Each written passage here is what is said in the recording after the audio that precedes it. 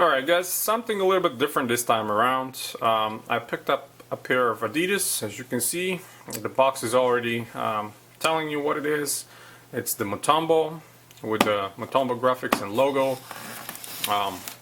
and the model is the Mutombo 2 in the charcoal black and burgundy, size 8. Adidas are fitting very weirdly to me.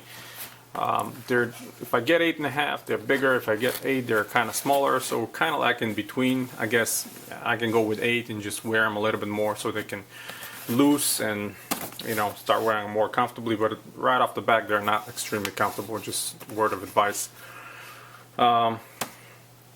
Great box. I don't remember the original one being like that, but I might be mistaken. I just remember the shoes from back in the day. When these were previous to be released, Adidas paper by the way, I was excited because I always liked that second edition more than the first one. I know a lot of people like the first one more, but you know, everybody has their own opinion. So the second one I remember very you know, distinctly from back in the day, and I really liked it. I think it was a great model, but the retro, not so much. Let me tell you why. Luckily for me, I was able to grab those for $40 again from Villa. The original price, I think it was $120 or $110. Don't quote me on that one, I'm not sure, but I was not looking forward to pay nothing to those for those. So $40, I think it's fair, at least in my opinion. First thing I have to complain about is Adidas made the whole, almost entirely the whole shoe of this synthetic leather, which is so hard and so synthetic looking, for lack of a better explanation, that for me is just, it's not right. I mean, the shoe originally was made in nubuck, kind of like, if you can see those underlays, that synthetic nubuck that's textured with the same graphics, same in the heel notch right here. So I'm not sure why Adidas chose to use that synthetic leather. I mean, probably would have cost them exactly the same if they used the nubuck. And nubuck definitely gives you a little bit more flexibility on the upper. And this is how they were made back in the day. I don't know why was that change necessary. Definitely makes them look cheaper. They're very stiff when you put them on feet. It will probably take a while for them to loose.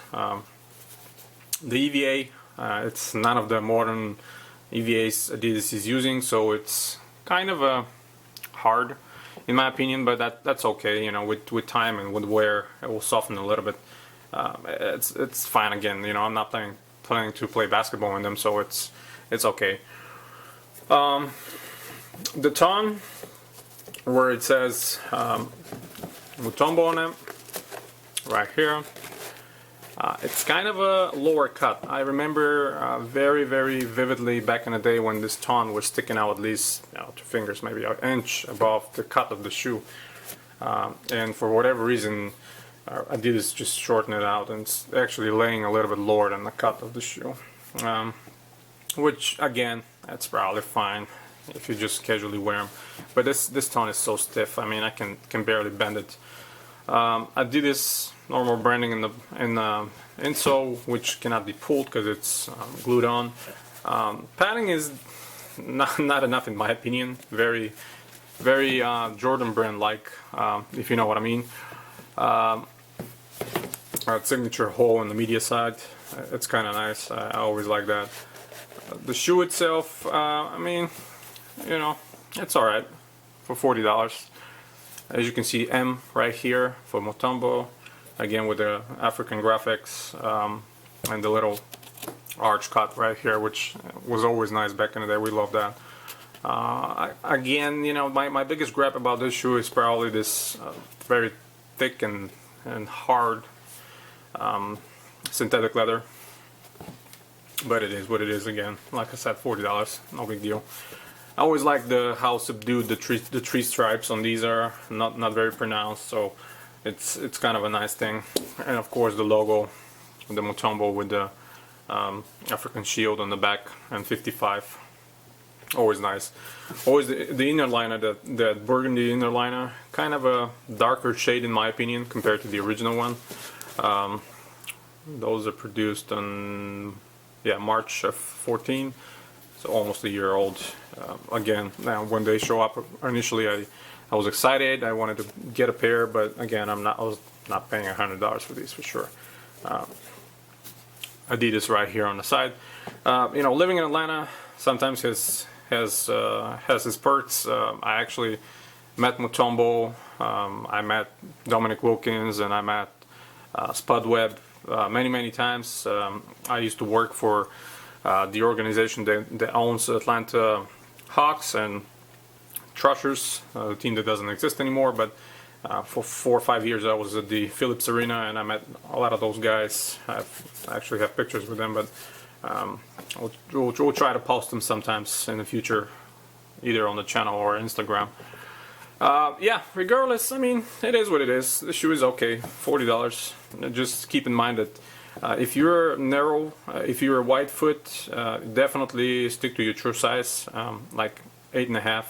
I think if my foot was a little bit wider, I would have definitely gotten 8.5, but I got 8, so it's fine. I think with wear they'll loosen up a little bit. As you can see, on the other one has the Mutombo logo and the Adidas logo. Both of them are stickers, by the way, so you can actually take those and stick them to something you like. That's a nice touch. Some history of Mutombo in the inside of the card, and the print and the shield, all that. It's very nice and very informative. Kudos to Adidas to actually putting that history right here so everybody can read it. If you really want to read it and not buy the shoe, just pause the video right here, and you can read what it says. I hope the camera picks it up well for you guys.